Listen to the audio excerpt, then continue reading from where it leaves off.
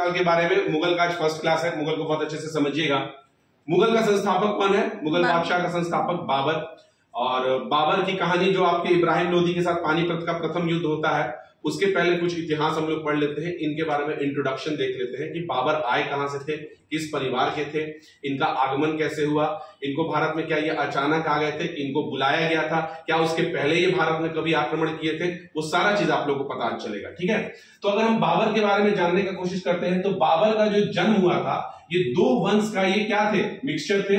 माता इनकी एक साइड से थी, पिता इनके अलग साइड से थे। तो जो इनके पिता थे वो तैमूर वंश के थे। तैमूर वंश में पांचवें वंश के थे। तैमूर के ये पांचवें वंश थे, जिनके इनके पिता का नाम क्या था, उमर शेख मिर्जा। और माता जो थी ये मंगोल के चंगेज खां के परिवार की थी। कहां के? मंगोल के चंगेज खां के परिवार की थी और उनका नाम था कुतुलुग निगार खानम। कुतुलुग निगार खानम इनकी माता का नाम था। तो बाबर इन्हीं दोनों के क्या थे, प्रोडक्ट थे। तो इनके पिता जो थे तैमूर साइड से थे और इनकी माता जो थी वो आपके चंगेज खां के साइड से थी। पिता जो थे ये पांचवें वंश के थे और माता जो थी वो 11वें वंश की थी, जो इनके साइड की थी। अब अगर हम बात करने जा रहे हैं कि बाबर का जन्म, बाबर का इतिहास कैसे शुरू हुआ था, तो बाबर जो थे बेसिकली ये तैमूर साइड से रहते थे। तैमूर में मतलब अपने पिता साइड के घर में रहते थे। तो इनका जो परिवार था वो कहां रहता था, बेसिकली उज्बेकिस्तान में। उज्बेकिस्तान, जिसको उज्बेक भी कहा गया है, और उसकी कैपिटल क्या थी, समरकंद। लेकिन बाबर का जन्म ये उज्बेकिस्तान के एक छोटे से प्रांत फरगना में होता है। कहां होता है? फरगना में होता है, जो ट्रांस आशियाना कहलाता था। और फरगना की राजधानी उस समय अंदीजान थी। क्या थी? अंदीजान थी। तो बाबर का जो जन्म हुआ है वो फरगना में हुआ है और 14 फरवरी 1483 ईस्वी में हुआ है। ठीक है, और उज्बेकिस्तान में जो समरकंद था जिसकी राजधानी, वहां पे बाबर के चाचा का शासन चल रहा था, जिसका नाम क्या था, अहमद मिर्जा। क्या था? अहमद मिर्जा। और बाबर का जन्म कहां होता है? फरगना में, जिसकी राजधानी अंदीजान थी। तो बाबर फरगना का 12 वर्ष की उम्र में क्या बनता है, शासक बनता है, जब इसके पिता की मृत्यु हो जाती है।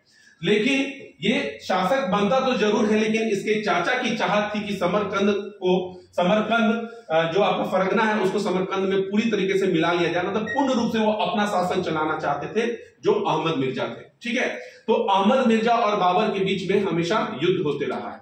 3 मुख्य रूप से युद्ध हुआ है। उस तीनों युद्ध में बाबर बुरी तरह से हारा है। और बाबर जैसे युद्ध लड़ने समरकंद गया था अपने चाचा के साथ, अहमद मिर्जा के साथ, तो उसी समय बाबर का जो सौतेला भाई था जिसका नाम था जहांगीर मिर्जा, क्या नाम था, जहांगीर मिर्जा, ये क्या कर लेता है, फरगना पर कब्जा कर लेता है।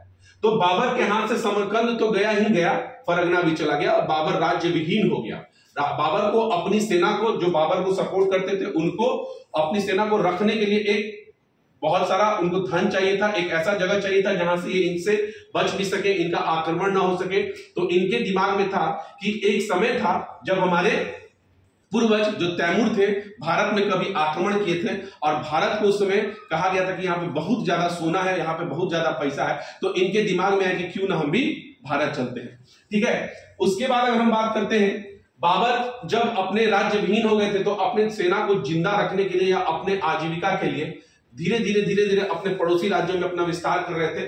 जैसे कि 1504 में काबुल, 1505 में गजनी, 1506 में गंधार, इसी तरह करते करते ये भारत में भी प्रवेश किए थे। भारत में इसका सर्वप्रथम प्रवेश जो हुआ था, पानीपत का प्रथम युद्ध नहीं था, ये आपका कौन सा युद्ध था, इनका भेरा और बाजोर का युद्ध था। भेरा और बाजोर का युद्ध किसके और किसके बीच में हुआ था, तो बाबर और यूसुफजाई जाति के बीच में हुआ था। ये वो जाति थी जिसका बाबर के साथ प्रथम युद्ध हुआ था और बाबर ने इनको खदेड़ते हुए कहां तक लाया था, भेरा, जो कि आपके झेलम नदी के तट पर है। तो इसी झेलम नदी के तट पर बाबर ने पहली बार तोप का इस्तेमाल किया था और यूसुफजाई जाति को हराया था और बाबर का भारत में सफल प्रथम क्या था, विजय था। इसके बाद बाबर की महत्वाकांक्षा और बढ़ी 1519 के बाद। तो भेरा और बाजोर के युद्ध को जीतने के बाद बाबर ने 1519 में पेशावर को जीता, फिर 1520 में सियालकोट को जीता और फिर 1524 में लाहौर और दीपालपुर को जीत रहा था। ये तो कहानी ऐसी है कि बाबर ने अपना जो अपने से हुआ उसको इसने जीता, लेकिन इसको एक गोल्डन अपॉर्चुनिटी भी मिल जाता है। ये अपने से बढ़ रहा था बाबर भारत में क्या करने के लिए, विजय को बढ़ाने के लिए, अपना जीवन को यापन को जीने के लिए। लेकिन इसी समय इब्राहिम लोदी जो दिल्ली का क्या था, उस समय लोदी वंश का शासक था, तो उसका एक कहानी है, उसको हम लोग यहां पे देख लेते हैं। देखिए ये इब्राहिम लोदी जो है, ये लोदी वंश का आखिरी शासक था, ठीक है। ये क्या कर रहा था, इसने एक नीति अपनाई थी, क्षेत्रीय विस्तार की नीति। और उस समय भारत जो था मुख्य रूप से 7 शासकों, 7 शासकों के बीच में क्या चल रहा था, बट गया था। जैसे वो 7 शासक कौन थे, 2 हिंदू शासक थे और 5 मुस्लिम शासक थे। 2 हिंदू शासक में कौन थे, एक वो राणा सांगा थे जो मेवाड़ के शासक थे, और दूसरा विजयनगर साम्राज्य का कौन था, कृष्णदेव राय थे। और 5 मुस्लिम शासकों में कौन था, तो एक गुजरात के मुजफ्फर शाह थे, मालवा के महमूद शाह थे, और बंगाल के नुसरत शाह थे, और दक्षिण भारत में बहमनी साम्राज्य का एक शासक था, और 5वां खुद इब्राहिम लोदी थे जो दिल्ली और आगरा में क्या कर रहे थे, शासन कर रहे थे। तो इब्राहिम लोदी की महत्वाकांक्षा बढ़ती है और वो सोचते हैं कि क्यों ना हम ये सारी चीजों को अपने क्षेत्र में दिल्ली सल्तनत में मिला लें। और इसी का प्रथम प्रयास वो करते हैं, किसके साथ, राणा सांगा के साथ एक युद्ध लड़ते हैं, और वो युद्ध का नाम क्या था, खतौली का युद्ध, 1518 में।